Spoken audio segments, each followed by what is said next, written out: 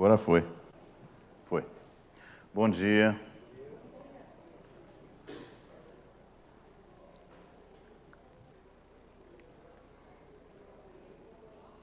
O encontro de Jesus com Pilatos é um encontro que conta muita coisa. O relato de João é um relato que tem um bocado a mais de pormenores, né?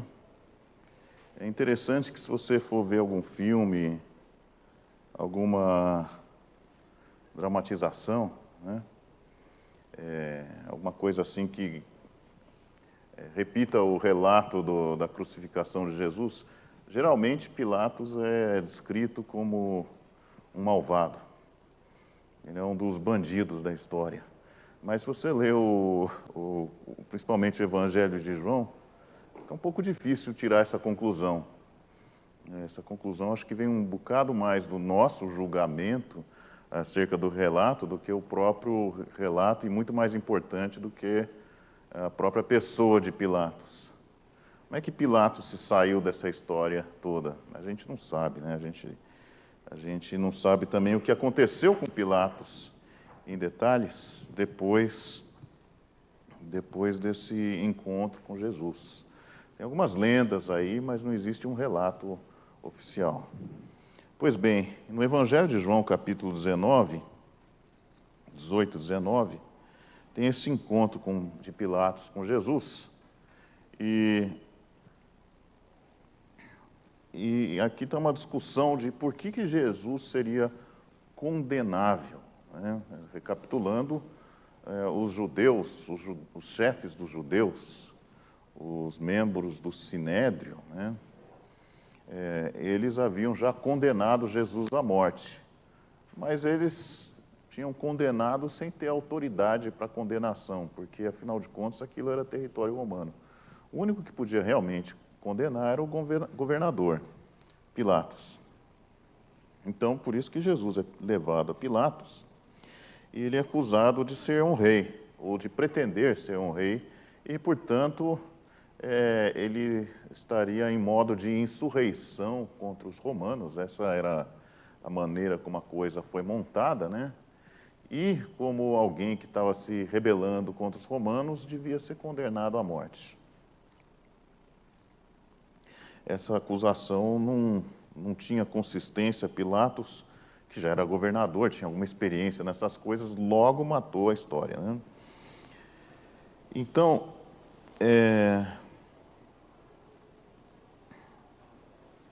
diz lá, 18:35, Pilatos perguntando a Jesus: que fizeste? Respondeu Jesus: o meu reino não é deste mundo. Se o meu reino fosse deste mundo, os meus ministros se empenhariam por mim, para que não fosse eu entregue aos judeus. Mas agora o meu reino não é daqui. Então lhe disse Pilatos: logo, tu és rei? Respondeu Jesus: tu dizes que sou rei. Eu para isso nasci, para isso vim ao mundo, a fim de dar testemunho da verdade. Uma maneira talvez mais fácil de ler esse texto, ou com uma fluência talvez um pouco melhor, seria o seguinte: respondeu Jesus: tu dizes que eu sou rei. Eu, para isso nasci, e para isso vim ao mundo, a fim de dar testemunho à verdade. Então, dar testemunho à verdade está em contraponto a essa reivindicação, ou essa, entre aspas, acusação de que Jesus seria rei. Todo aquele que é da verdade ouve a minha voz. Perguntou-lhe Pilatos: que é a verdade? E isso ficou sem resposta.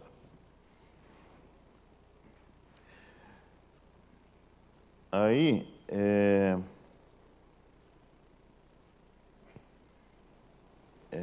depois dessa pergunta de que é a verdade que ficou sem resposta, 19, versículo 9, tem a próxima pergunta sem resposta.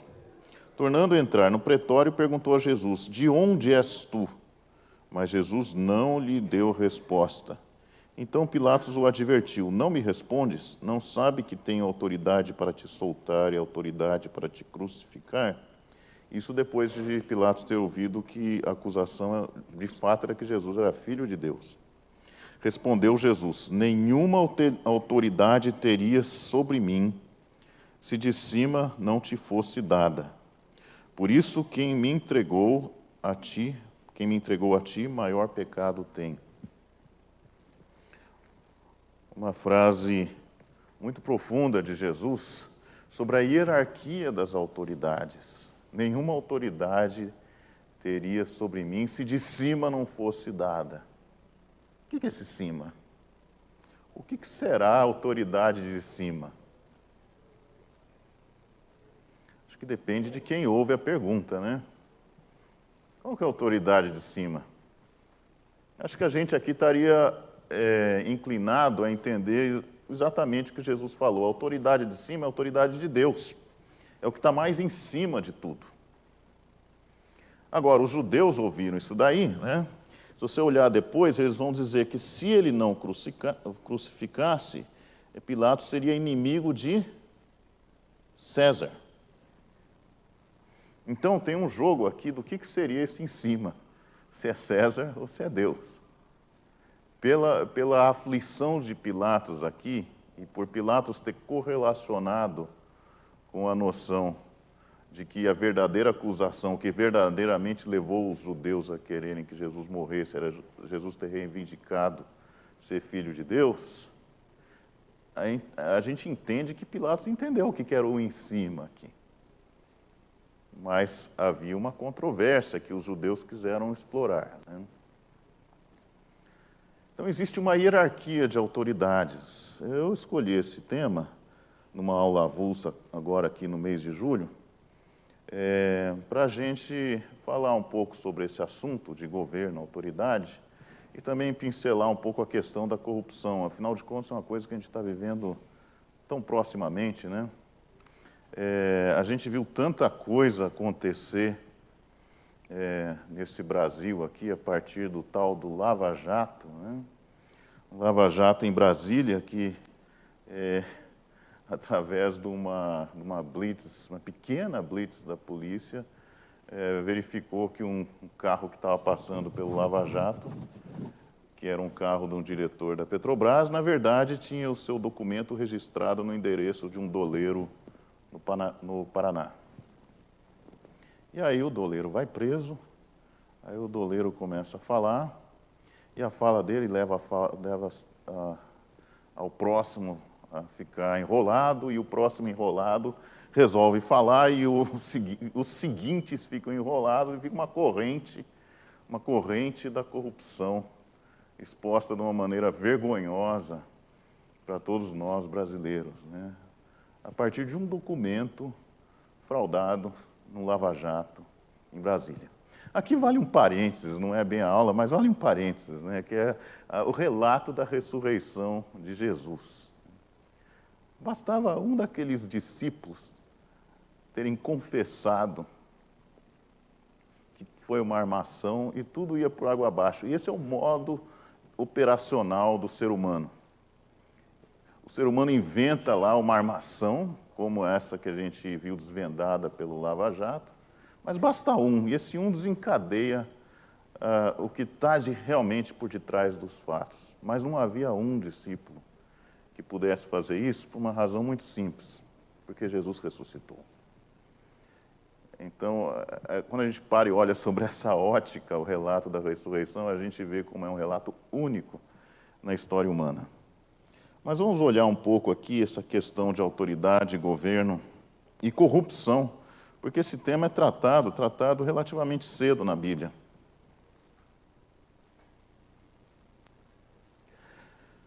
Um texto referência para esse assunto é o texto de Romanos 13. O texto de Romanos 13 que foi justamente aparecer, é um texto de Paulo, mas que foi aparecer na carta aos romanos, que viviam nada menos do que em Roma, que era o lugar em que vivia nada menos do que o imperador romano, né? Então é um texto curioso nesse sentido, é um texto que faz a gente refletir um bocado sobre a maneira como ele está escrito. Romanos 13 diz lá o seguinte: todo homem esteja sujeito às autoridades superiores, porque não há autoridade que não proceda de Deus. Olha só, hein? Não há autoridade que não proceda de Deus. E as autoridades que existem foram por ele instituídas. O que a gente diz dos tiranos que a gente conhece da história desse mundo? O que a gente diz do imperador Nero? O que dizer de Adolf Hitler? A gente podia parar e pensar um pouquinho nesse texto aqui. De modo que aquele que se opõe à autoridade resiste à ordenação de Deus, e os que resistem trarão sobre si mesmos condenação. Porque os magistrados não são para temor quando se faz o bem, e sim quando se faz o mal. Queres tu não temer a autoridade? Faze o bem e terás louvor dela. Visto que a autoridade é ministro de Deus para o teu bem. Entretanto, se fizeres o mal, teme, porque não é sem motivo que ela traz a espada, pois é ministro de Deus, vingador, para castigar o que pratica o mal. É necessário que estejais sujeitos, não somente por causa do temor da punição, mas também por dever de consciência. E agora, como é que a gente entende esse texto? Eu já vi gente falando que esse texto funciona quando a gente pensa na boa autoridade. Mas quando a gente está lidando com a má autoridade, o texto não se aplica. Será que é assim? Será que esse texto se aplicaria às autoridades do Brasil, tantas elas desvendadas aí pela sua Operação Lava Jato que a gente estava falando? O que vocês acham? Alguém tem alguma opinião? Alguém quer comentar isso daí? Vou começar com o Celso. Eu fico muito preocupado com esse texto. Está escrito ali, e os que resistem trarão sobre si mesmo condenações, porque os magistrados não são para o temor, quando se faz o bem, e sim quando se faz o mal. Jesus fazia o bem, e, no entanto, ele foi trucidado pela autoridade. Eu não entendo.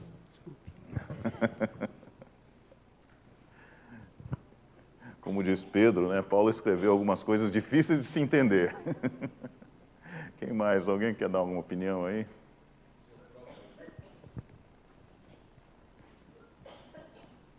Se o próprio Jesus Cristo reconheceu que a autoridade de Pilatos vinha de cima, quem somos nós para contestar?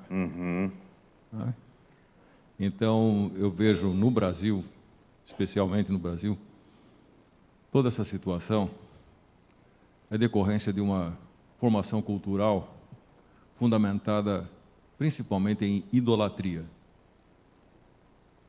E quando alguém se arvora a dizer que Deus é brasileiro, é querer limitar Deus. É querer transformar Deus num ídolo. Exatamente, exatamente. Então, para mim, os povos passam pelas situações que passam, mas jamais escapam ao controle de Deus. Senão, nosso Deus não seria onipotente, onisciente e onipresente. Jamais. Nós temos que nos dar graças a Deus nos momentos de alegria e também nos momentos de aflição. E passamos por aflições. Jesus também nos disse que passaremos por aflições, né? Mas tendo bom ânimo, eu venci o mundo. Né? Então, é por aí, no meu entender. Algum outro comentário? Vamos pensando nesse texto, mas alguns pontos, o José Jorge já falou aqui, né? Esse texto está escrito dentro do contexto de que Jesus foi condenado pela autoridade romana. Foi condenado. Pilatos pode falar, eu lavei as mãos, etc., mas ele foi condenado. Pilatos condenou. Quando diz lá que ele entregou Jesus para ser crucificado, né, Pilatos condenou. Paulo foi condenado, como a gente vê em 2 Timóteo, pela mesma autoridade que ele se refere aí. E, embora no tempo das primeiras viagens missionárias a autoridade que estava se opondo ao cristianismo era a autoridade daquele sinédrio, né, dos judeus da sinagoga, logo no começo das viagens missionárias, ficou claro que haveria de ter um embate com as autoridades civis da época, né? Em última análise, o Império Romano. Isso está evidente, basta a gente ler algumas coisas que foram acontecendo, como lá em Éfeso, por exemplo, né, quando Paulo primeiro chega em Éfeso, que isso fica claro aonde a coisa ia chegar, né? Então, essa questão é uma questão difícil, mas ela está escrita debaixo de um contexto de autoridades que foram tiranas em relação ao Evangelho. Então, isso não pode ser negado, e não pode ser negado que Paulo desconhecia disso, e muito menos que Paulo vivenciou isso, como está no relato posterior de 2 Timóteo. Mas Paulo não está sozinho com isso. Pedro tem um relato interessante no capítulo 2 de Pedro. Escrevi errado lá não é 2 Pedro, é a primeira carta de Pedro. A primeira carta de Pedro, capítulo 2, é um texto que foi estudado há umas semanas atrás, aí, que o Paulo Lene deu uma lição. E é um texto interessante, porque ele fala de Jesus sendo a pedra angular. Portanto, é a pedra que edifica um edifício maior, do qual nós somos partes como pedras vivas. Diz lá, 1 Pedro 2,5, né? Pedras vivas em cima dessa pedra angular. 1 Pedro 2,7.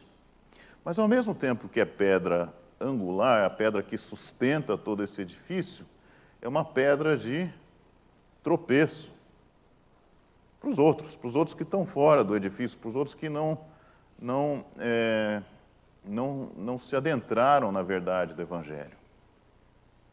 Então, por isso mesmo, é nesse sentido, né, nesse sentido de uma divisão de espiritualidade, que Pedro vai dizer, no versículo 9, raça eleita, sacerdócio real, nação santa. Esse povo é uma nação por si só. Aí você fala, tá bom, então nós somos uma própria nação, vamos instituir. Acho que tem um screensaver aqui que entrou. Mas entrou só lá. Nós somos uma nação santa, então vamos instituir o nosso próprio governo, tá certo? Mais ou menos, porque logo depois de dizer isso, mais ou menos não, mais ou menos é uma expressão, figura de linguagem, de certo que não, porque logo depois de dizer isso, a gente vai ver aqui, logo em seguida, no versículo 13 do mesmo capítulo, sujeitai-vos a toda instituição humana. Por quê? Por causa do Senhor. Interessante um detalhe aqui. Não é por causa da instituição, não é por causa da autoridade que ele tem, é por causa do Senhor. Essa é a nossa motivação de submissão à autoridade humana. Então, não é porque ela é justa, não é porque ela está sempre correta, mas é por causa de Deus. Quer seja o rei como soberano, quer as autoridades como enviadas por ele, tanto para castigo dos malfeitores como para o louvor dos que praticam o bem. Porque assim é a vontade de Deus, que pela prática do bem façais emudecer a ignorância dos insensatos. Esse texto de sujeição das autoridades, em seguida a esse texto que fala que Jesus é a pedra angular, ele tem um paralelo curioso do próprio Pedro em Atos 4. Olha lá Atos 4. O que é o episódio de Atos 4? Logo no começo, Pedro pratica uma cura, ou assim que todo mundo pensa, né? Pedro curou o fulano, mas não era o fulano que não andava, né? Mas não é isso que o próprio Pedro diz. Pedro afirma que quem é o instrumento da cura, quem é o agente da cura, é o poder de Jesus. Jesus que foi morto, mas foi ressuscitado. E ele faz um discurso eloquente no templo, né? No templo dos judeus, e por conta disso eles são presos. Presos por quem? Pelo Sinédrio. É a mesma rota de Jesus, né? Aí o Sinédrio lá precisaria, para dar um fim, né, em Pedro e João, dar um jeito de que os romanos os condenassem. Mas o Sinédrio aqui ficou meio incapacitado nessa situação, porque eles não conseguiram armar um caso que depois pudesse ser levado aos romanos. Então eles acabaram liberando João e Pedro, né? Mas olha o que acontece. Depois de Pedro ter discursado no templo, Pedro discursa diante do Sinédrio. Veja lá 4:10. Tomai conhecimento, vós todos e todo o povo de Israel, de que em nome de Jesus Cristo Nazareno, a quem vós crucificastes e a quem Deus ressuscitou dentre os mortos, sim, em seu nome é que este está curado perante vós. Este é aquela pessoa que foi curada, né? Esse Jesus é pedra rejeitada por vós, ou a pedra de tropeço, os construtores, a qual se tornou a pedra angular para aquele edifício que ele se refere em Pedro 2. Então veja que esse tema é um tema logo dos primórdios do ministério de Pedro. Isso daqui está logo depois do Pentecostes, né? Então esse é um tema que Pedro carregou como a mensagem dele, a maneira de Pedro expor o Evangelho desde o começo. Aí vamos pular para o versículo 13. Ao verem a intrepidez de Pedro e João, sabendo que eram homens iletrados e incultos, admiraram-se e reconheceram que haviam eles estado com Jesus. Vendo com eles o homem que fora curado, nada tinham que dizer em contrário. E mandando-os sair do sinédrio, consultavam entre si, dizendo: que faremos com estes homens? Eles se viram numa encruzilhada aí, numa encruzilhada política, né? Porque se prendessem, tinha muita opinião ao redor que haveria de desqualificar o sinédrio. Se deixassem falar, a fala deles eliminaria o status quo desses que estavam no poder, dessa autoridade que estava no poder. Porque o status quo não estava fundamentado no próprio Deus, mas sim na organização que eles próprios construíram. O que eles fazem, então? Chamando o Sinédrio, a Pedro e João, ordenaram-lhe que absolutamente não falassem nem ensinassem em nome de Jesus. Mas Pedro e João lhes responderam: julgai se é justo diante de Deus ouvir-vos antes a vós outros do que a Deus, pois nós não podemos deixar de falar das coisas que vimos e ouvimos.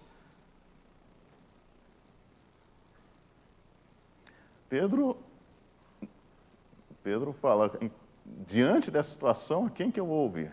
A Deus ou a vocês? Então, é interessante o paralelo dessa situação que Pedro viveu, com o paralelo com o que ele escreveu: sujeitai-vos a toda instituição humana por causa do Senhor, quer seja ao rei como soberano, quer as autoridades como enviadas por ele, tanto para castigo dos malfeitores como louvor dos que praticam o bem. E agora, hein? Como é que a gente entende isso? Como é que o Pedro fala uma coisa e faz essa outra? O que vocês acham?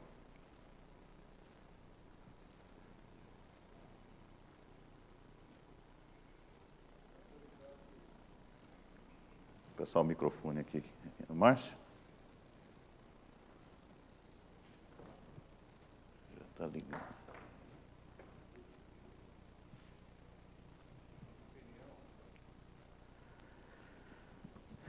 Alô. Na minha opinião, o que ele se baseia na autoridade principal dos princípios cristãos éticos, princípios da verdade. Essa é a referência. Então, quando ele coloca numa escala de autoridade, nós estamos colocando Deus lá em cima, ditando as regras de conduta. E numa descida, ou seja, eu tenho que atender à autoridade suprema no quesito de postura, de princípios de ética. Se o que está abaixo não cumpre, eu tenho que cumprir o que está de cima. Ele continua numa escala de autoridade. Muito bom. Existe uma escala de autoridade, o Márcio está falando. Existe uma escala de autoridade? Existe. Na mesma forma que havia no julgamento de Jesus. Jesus aponta para uma escala de autoridade. Essa situação não existe uma discussão, mas existe uma exemplificação, essa situação de Atos, de uma escala de autoridade.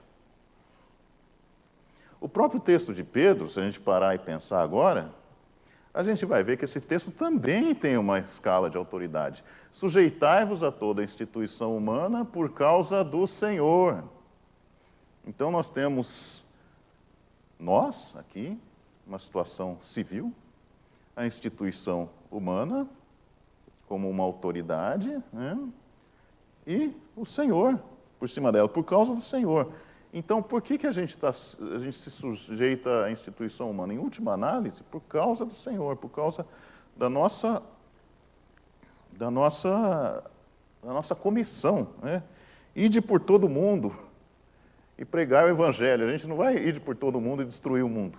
Aliás, a gente vê que tem algumas vertentes religiosas, isso está ficando patente no mundo atual, que estão indo por todo mundo para destruir o mundo.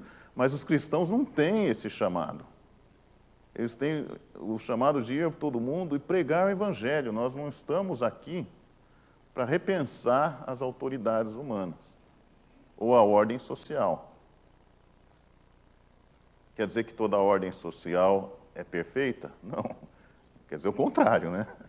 As ordens sociais são injustas porque são parte da estrutura humana. E como é que o cristão convive com essa injustiça? Nós vamos olhar um pouco isso daqui a próximo assunto, mas antes de chegar lá, a gente tem que parar e pensar um pouquinho nessa questão da hierarquia, o que significa o seguinte, que nessa hierarquia de autoridades, se a autoridade de cima, do meio, fere a autoridade dos de cima, é um problema? É um problema inusitado? Não, é um problema frequente. E muitas vezes se traduz naquilo que nós chamamos de corrupção, né? Isso não nos valida a sujeição à autoridade sob o ponto de vista civil. Acho que esse é o ponto que Paulo está insistindo em Romanos 13. Agora, e por isso que ele está falando, o magistrado existe para o bem. É para isso que ele existe. Não quer dizer que o magistrado pecador fira o seu chamado de magistratura, né? Quer dizer, o magistrado foi chamado para praticar o bem. O magistrado corrupto pode não estar fazendo isso. Isso não invalida por que o magistrado existe, né? Então, Paulo está descrevendo aquele caso. Agora, a situação prática aí que Pedro e João viveram, né, é que se o magistrado fere não o meu conforto civil, mas a vontade de Deus, aí existe uma hierarquia. Qual que é a última autoridade, ou a maior autoridade? Quem é o rei? O rei depende de onde a gente vive, né? Quem é o rei dos reis? Esse não independe da gente, de onde a gente vive. O rei dos reis é um só, é Jesus. Então, é isso que Pedro está dizendo, que entre ouvir aos homens e ouvir a Deus, se houver um conflito, nós somos chamados a ouvir a Deus. Um outro detalhe do texto de Atos é que a gente observa que, depois de falar isso, Pedro não entrou num modo de insurreição, rebelião, de vamos pôr as mãos às armas e lutar contra o Sinédrio. Não teve nada disso. Pelo contrário, eles estavam prontos a continuar no processo de condenação e, se necessário for, morrer pelo Evangelho. Eles estavam prontos. O que aconteceu em seguida é que eles foram soltos pelo Sinédrio. Mas se não tivessem sido, a gente não vê evidência nenhuma aqui que Pedro e João iam entrar num modo de guerrilha. Nenhuma, zero, pelo contrário.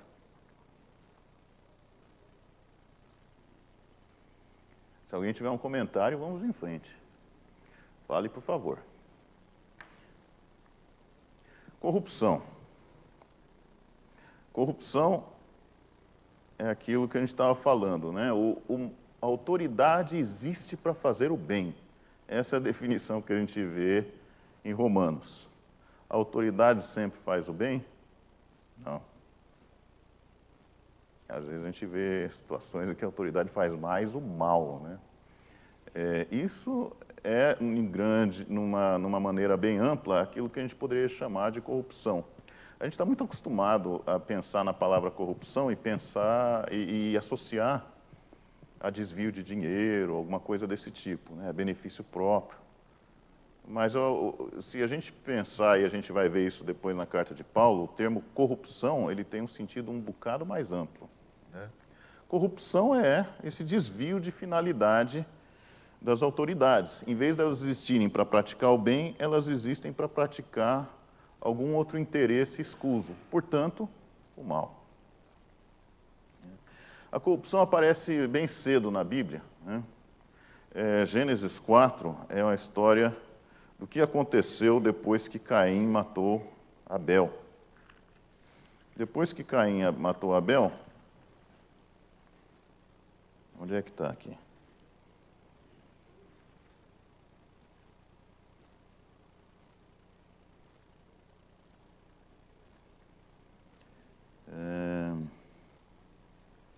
Depois que Caim matou Abel, versículo 17. Coabitou Caim com sua mulher, ela concebeu e deu à luz a Enoque. Caim edificou uma cidade e lhe chamou Enoque, o nome de seu filho. Então, Caim foi o primeiro, dentro do relato bíblico, a edificar uma cidade. Então, a estrutura social, tal como a gente conhece, é atribuída na Bíblia a Caim. Depois disso, você vai ver que Caim vai ter os descendentes, né? Enoque nasceu Irade, Meujael, Metusael, Metusael, Lameque. Esse Lameque era um sanguinário. Lembra quando Jesus falou quantas vezes a gente deve perdoar o irmão? Quantas que eram? 70 vezes 7. É uma clara alusão de Jesus à pessoa de Lameque. Vamos lá. Vamos pular para o 23, depois a gente volta. Disse Lameque às suas esposas Ada e Zilá: ouvi-me, vós mulheres de Lameque, escutai o que passo a dizer-vos. Matei um homem porque ele me feriu, e um rapaz porque me pisou. 7 vezes se tomará a vingança de Caim, de Lameque, porém, 70 vezes 7. Então, quando Jesus fala em perdoar 70 vezes 7, era uma clara alusão a Lameque, descendente de Caim, ele reivindicando essa descendência de Caim, que além de ter a notoriedade na Bíblia por ter assassinado Abel, também tem como sendo o primeiro fundador da primeira cidade. Mas veja a descendência de Lameque, né? Tem Jabal, versículo 20, que foi o pai dos que habitam em tendas e possuem gado, né? Então, a gente está falando aqui do sistema agricultura-pecuária, né? O nome do seu irmão era Jubal, esse foi o pai de todos que tocam harpa e flauta. A gente pode aqui olhar aqueles que são artífices, né, da arte, né? Zilá, por sua vez, deu à luz a Tubal-Caim, artífice de todo instrumento cortante de bronze e de ferro. Olha aqui a tecnologia, os engenheiros, né? E a irmã de Tubal-Caim foi Naamá, e para por aí. Fica uma dúvida aí, o que foi Naamá. Então, essa é a estrutura, quer dizer que toda a ordem social aqui está de uma maneira condensada, representada na forma nos descendentes de Lameque, e Lameque era um malvadão. E Lameque fala assim: eu sou malvado com muito orgulho, descendente de um que era malvado, mas eu sou mais do que ele. É isso. Então, isso situa aquilo que a gente vai enxergar depois em termos de sociedade humana e, portanto, corrupção. Eu acho que isso também contextualiza a nós, como cristãos, né, o que esperar do combate à corrupção. Seria, depois de tudo isso daqui, escrito em Gênesis capítulo 4, seria irrealista da parte de nós, que temos essa mensagem, imaginar que o Lava Jato seria tão eficaz que um dia eliminaria a corrupção no Brasil. Não, porque a corrupção é intrínseca ao ser humano, não tem como eliminar. Claro que existem índices de corrupção no mundo afora, né? E o Brasil não está muito bem classificado, né? Então, acho que compete a nós, cristãos, reivindicarmos uma melhoria do índice. Mas é uma questão, portanto, da onde aquilo que a gente espera da sociedade e aquilo que a gente espera de Deus. Existe uma hierarquia de esperanças e a nossa verdadeira e grande esperança é em Deus, não na sociedade. É importante para nós cristãos contextualizarmos isso. E também é importante para nós cristãos, porque às vezes a gente vê muitos de nós sofrendo muito com o que está acontecendo nesse Brasil afora, né? Embora tudo isso seja lastimável, nada disso deveria ferir a nossa esperança. Bom, vamos lá. Então, começou assim a organização social do ser humano, né? Mais tarde, nos tempos de Samuel, que, portanto, era o final da época dos juízes, e a gente lê o livro de Juízes e a gente descobre que foi um tempo muito difícil. Difícil porque é um refrão que a gente vê no livro, cada um fazia o que era reto, né? Mas não cada um fazia o que era reto perante os olhos do Senhor, diz Juízes. Cada um fazia o que era reto perante os seus próprios olhos. Então, veja só, estava todo mundo agindo direitinho, de acordo com o relato de Juízes. Todo mundo agindo direito. É isso que Juízes...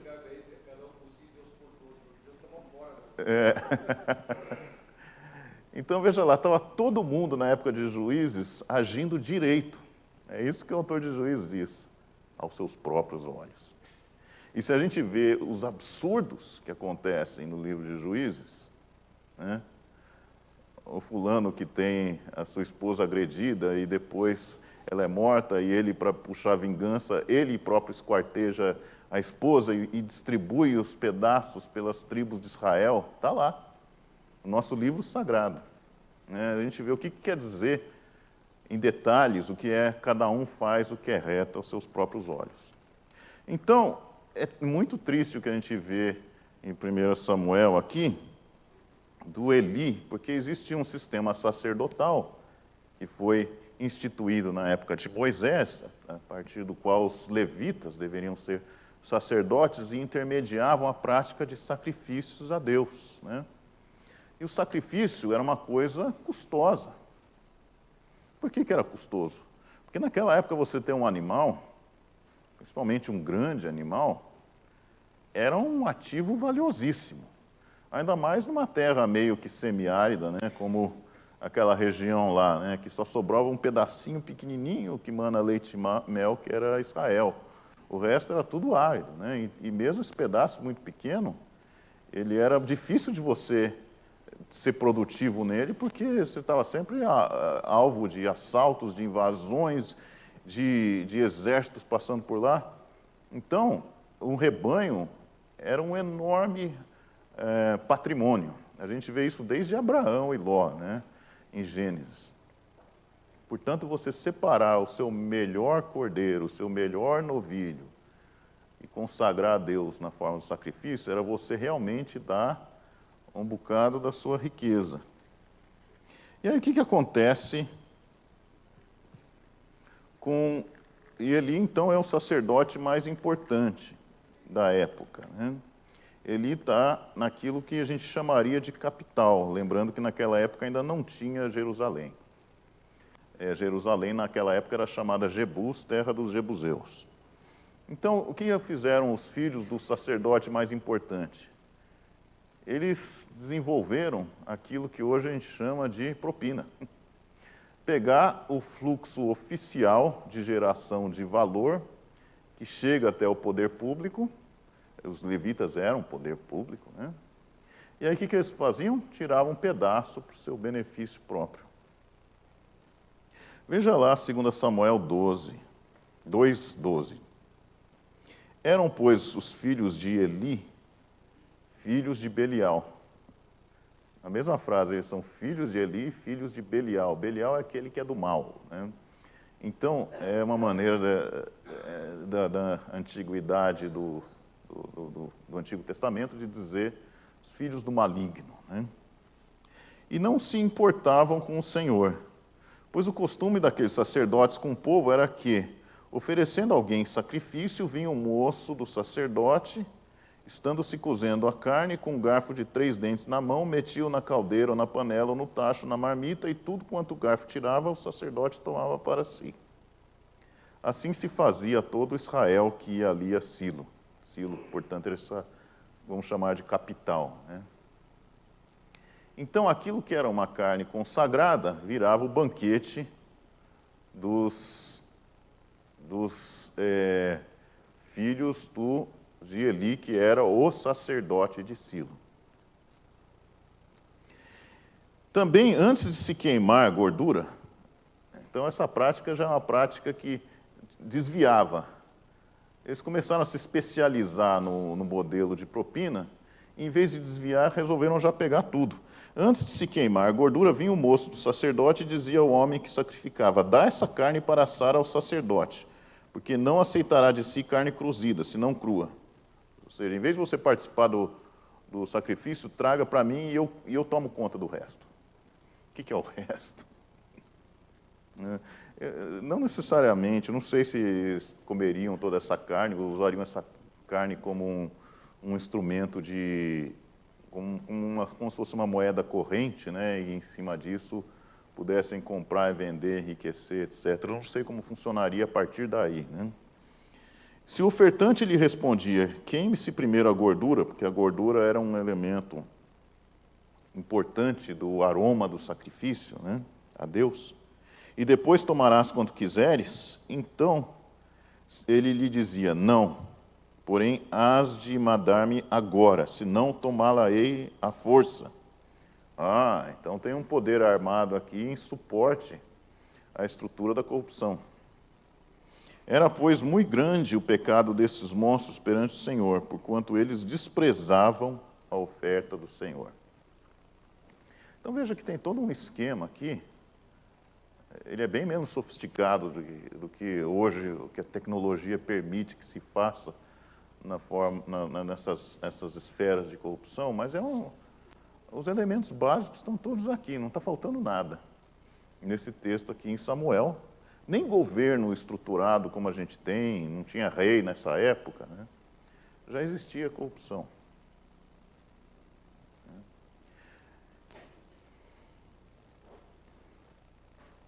Eli, quem era Eli? Eli é aquele que, quando os pais de Samuel foram subiram até Silo, né, e lá sacrificaram, Eli os recebeu. Eli consta, portanto, que ele era uma pessoa honesta. A gente vai ver, o próximo texto evidencia isso, né? Eli tinha honestidade no seu coração. Eli depois abrigou Samuel, o primeiro filho de Eucana e Ana, né, que depois virou o último dos juízes, o primeiro dos profetas, né? Esse é Eli. Eli era um homem de Deus. E Eli tinha uns filhos corruptos. Eli não estava contente com a situação, nem um pouco. Mas Eli estava passivo, né? Diz aqui, logo em seguida, né, Eli repreende seus filhos. Era Eli já muito velho e ouvia tudo quanto seus filhos faziam a todo Israel, de como se deitavam com as mulheres que serviam à porta da tenda da congregação. Então veja que a corrupção não fica na esfera da propina, né? Ela se espalha para os outros elementos da ética humana. E Eli disse a eles, né, os filhos: por que fazeis tais coisas? Pois de todo este povo ouço constantemente falar do vosso mau procedimento. Não, filhos meus, porque não é boa fama esta que ouço. Estais fazendo transgredir o povo do Senhor. Tudo verdade aqui.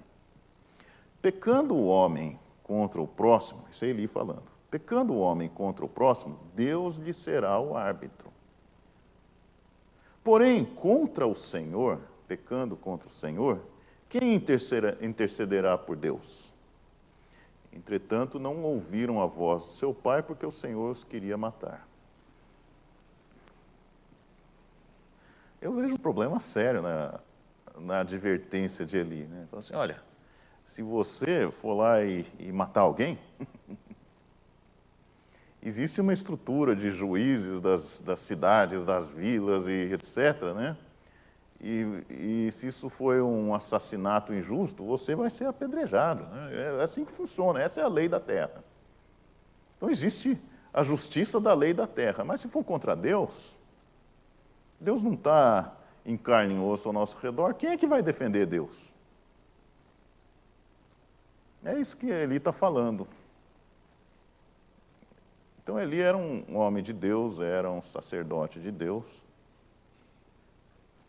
mas Eli parece que está olhando Deus como indefeso, não é verdade? Difícil de saber. Só esse texto não dá muitos elementos, mas dá essa impressão. Não sei se alguém tem alguma outra observação aqui.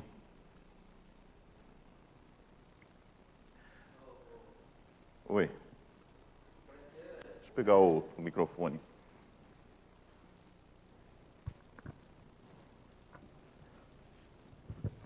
Aqui me parece que ele está falando, se alguém pecar contra Deus, quem é que vai interceder por ele? Não é Deus sendo a vítima aí, não é? O texto.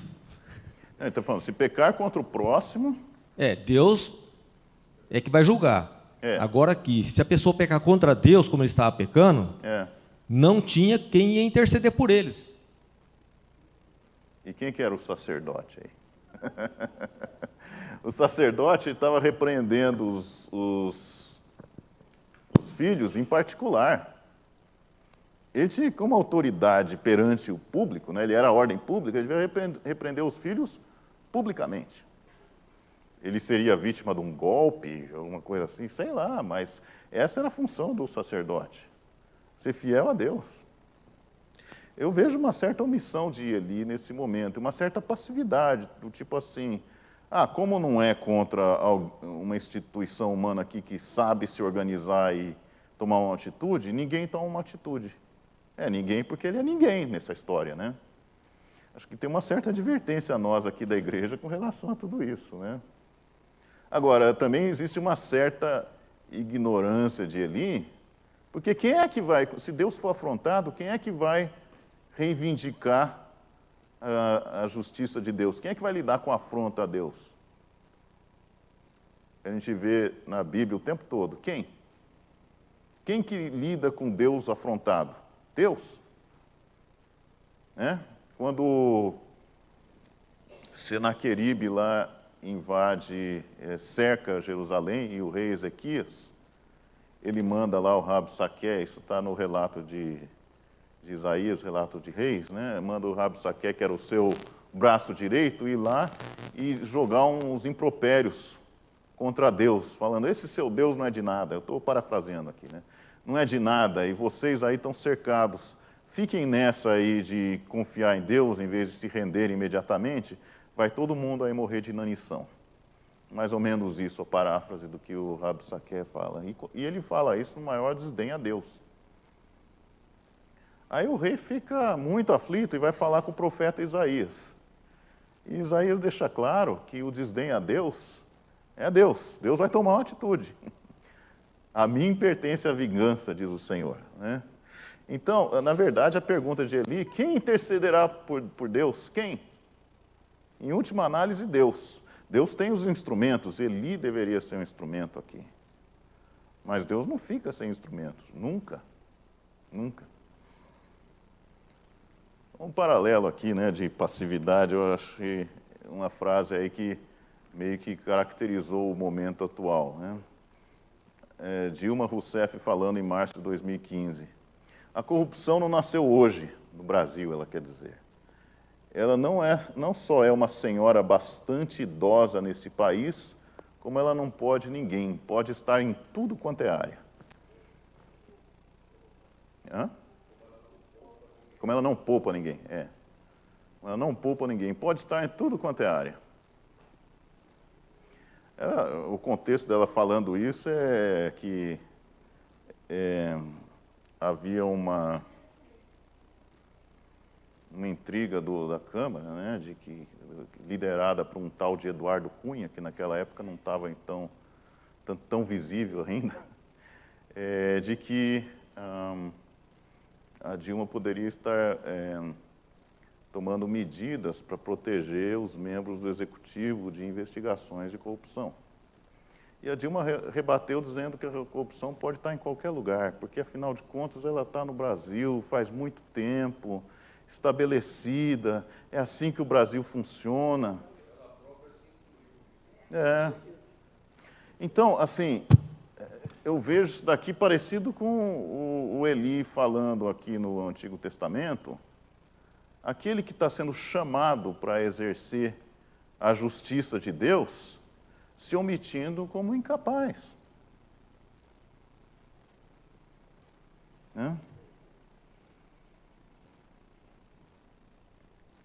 Bom, mas Deus não é incapaz. Deus não é incapaz. Tem essa história de Samuel, que a gente tanto gosta de contar para as criancinhas da escola dominical, e deve mesmo, porque é uma história muito bonita, né? Da criança que ouve Samuel, e ele vai lá e fala com Eli, estou aqui. Mas Eli fala, não te chamei, porque quem chamou mesmo era Deus. E o Eli entende isso. Esse é um pedaço bonito da história. É Deus que deve estar falando. A próxima vez, você responde. Fala que eu estou ouvindo, né? Não vem até mim, responda à voz que te chamou. Você vê que tem uma metáfora aqui, né? Se Deus está te chamando, você não precisa se valer da intermediação do sacerdote. Ouça a Deus. Então tem um quê nessa história de Samuel, que prefigura aquilo que Jesus vai praticar pelo seu sacrifício, né? E quando diz que Jesus morreu, o véu do santuário se rasgou, né? Essa noção do fiel, do crente, ter acesso à voz de Deus. Então, essa é uma prefiguração dessa situação. Então, é uma história muito bonita. Agora, o dramático é o que Deus diz a Samuel. Todo esse preparo bonito para depois a gente ouvir uma história bonita também, né? Porque a ação de Deus é bela aqui, mas é dramática, né? Então, enfim, quando Deus ouve, Samuel ouve, entende que é Deus e fala, porque o teu servo ouve. Então diz lá o versículo 11. Disse o Senhor a Samuel, eis que vou fazer uma coisa em Israel, a qual todo o que a ouvir lhe tinirão ambos os ouvidos. Naquele dia suscitarei contra ele tudo quanto tenho falado com respeito à sua casa. Começarei e o cumprirei. Tudo quanto tenho falado. Então veja só que a voz de Deus não estava ausente. Isso daqui meio que desqualifica aquilo que Eli falou. Quem que vai interceder a Deus? Porque Deus não se manifesta. Não, Deus já tinha se manifestado aqui. Tudo quanto tenho falado. Começarei e o cumprirei. Porque já lhe disse que julgarei a sua casa para sempre, pela iniquidade que ele bem conhecia. Porque os seus filhos se fizeram execráveis, e ele não os repreendeu.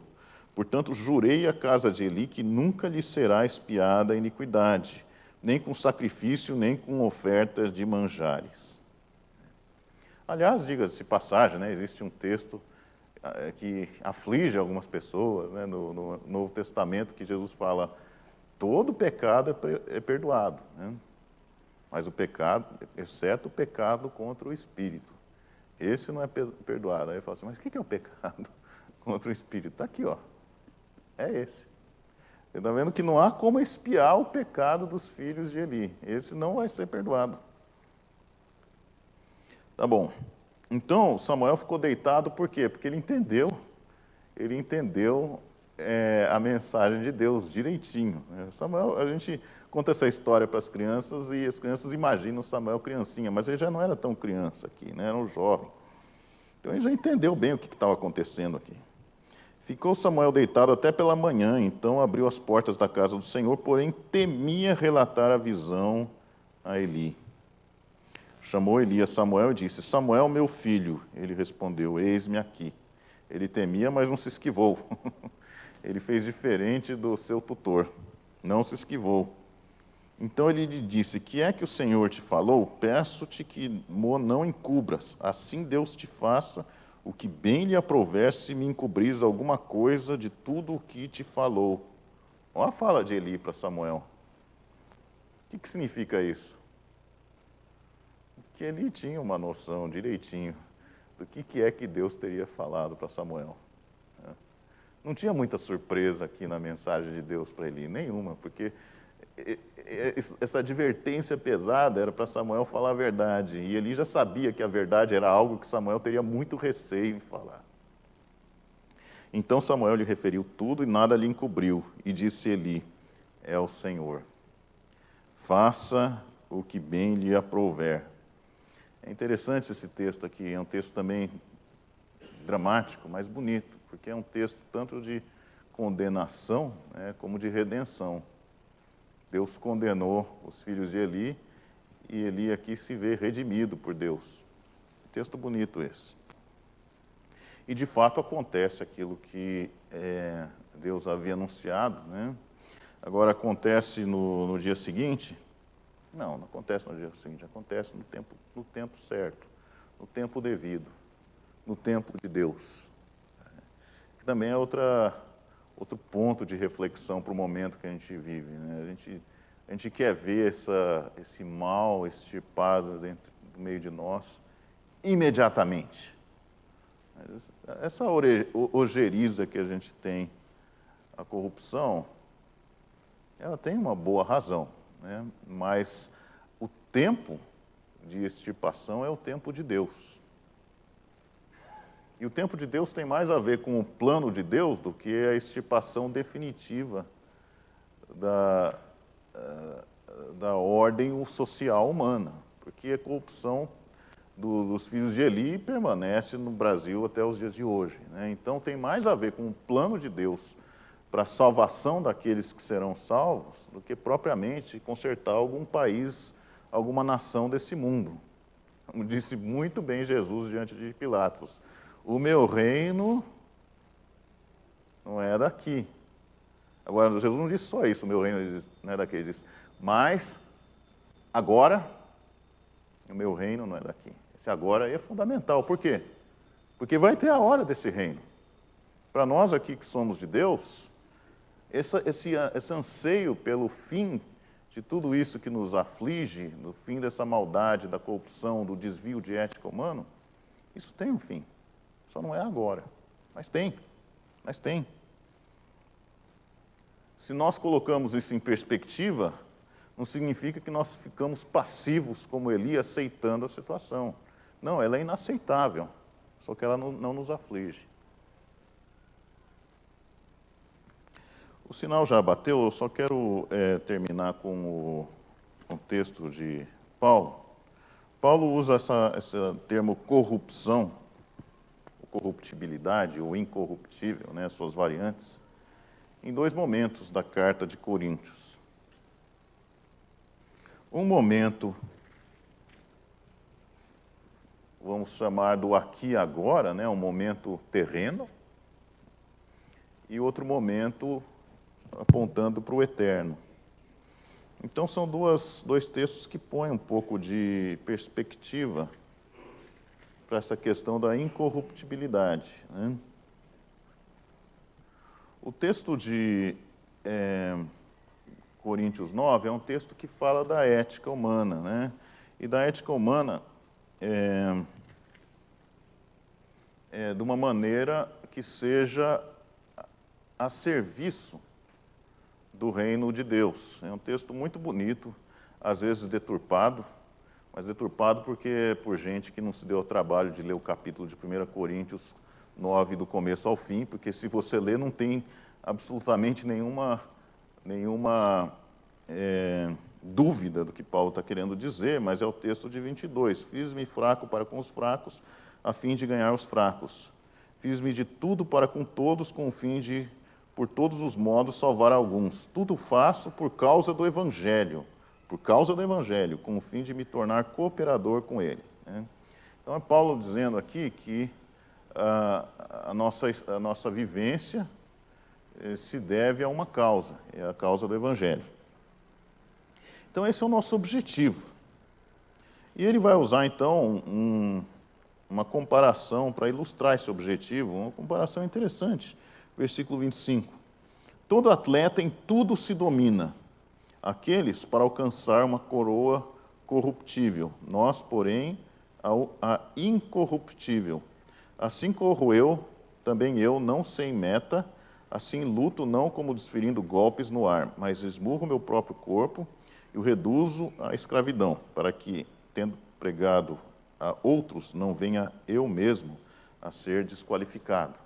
Então aqui está uma busca de ética, uma busca da incorruptibilidade, mas com um alvo que verdadeiramente mostra onde tem incorruptibilidade. Mas esse alvo, não sendo um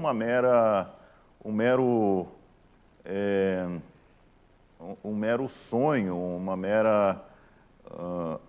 mera imagem utópica que sirva de consolo, não. É uma referência para você viver aqui agora. Nós corremos hoje pensando na incorruptibilidade de amanhã. O outro texto é o texto de 1 Coríntios, capítulo 15.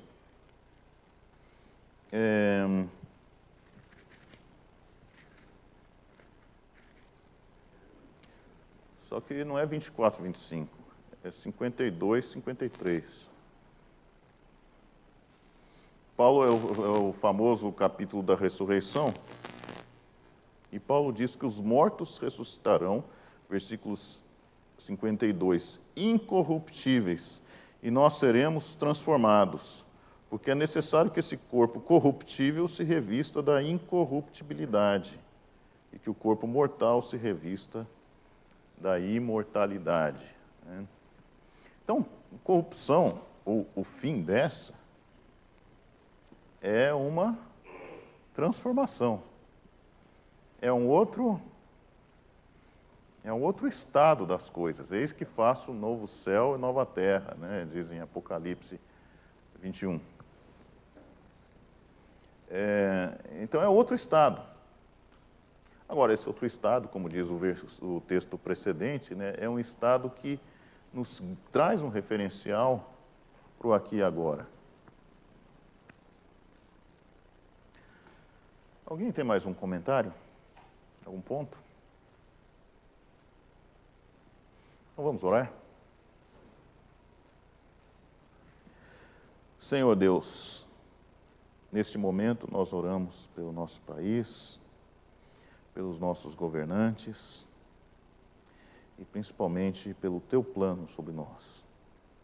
Feliz é a nação cujo Deus é o Senhor.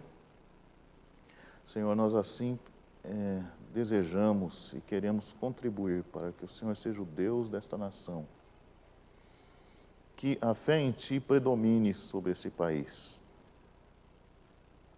Que este povo brasileiro saiba se humilhar e orar, porque sabemos que o Senhor há de ouvir do céu e sarar essa terra. Obrigado, Senhor, por esta esperança que o Senhor nos traz, mas obrigado também pela motivação que temos de agir em nome dessa esperança para a propagação da boa nova do Teu Evangelho. Ilumina-nos, Senhor, nesse propósito, ilumina esta igreja, que essa igreja aqui seja um estandarte da boa ética, estandarte do bom propósito, a servir de exemplo para este país. Fica com cada um de nós neste domingo, o dia do Senhor. Em nome de Jesus. Amém.